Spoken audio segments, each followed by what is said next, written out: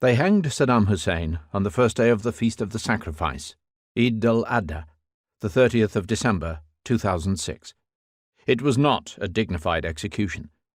Reading the newspaper reports of that grisly and botched act of barbarism, more revenge than justice, and seeing the mobile phone video images distributed immediately afterwards, I cannot have been the only one to feel that the language of daily journalism was inadequate to encompass such extravagant, larger-than-life events.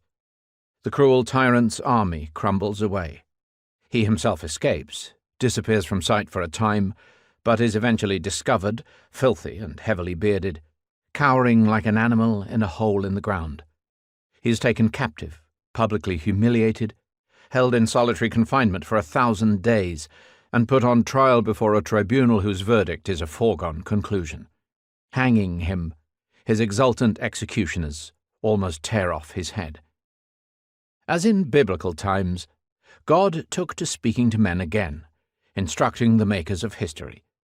At a secret meeting between senior army officers in Kuwait during the run-up to the First Gulf War, Saddam had explained that he had invaded Kuwait on heaven's express instructions. May God be my witness, that it is the Lord who wanted what happened to happen. This decision we received almost ready-made from God. Our role in the decision was almost zero. In a BBC documentary, broadcast in October 2005, Nabil Shahd, Foreign Minister of the Palestinian Authority, recalled that President Bush said to all of us, "I'm driven with a mission from God.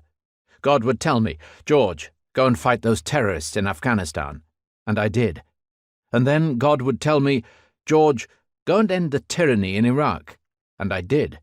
And now again, I feel God's words coming to me."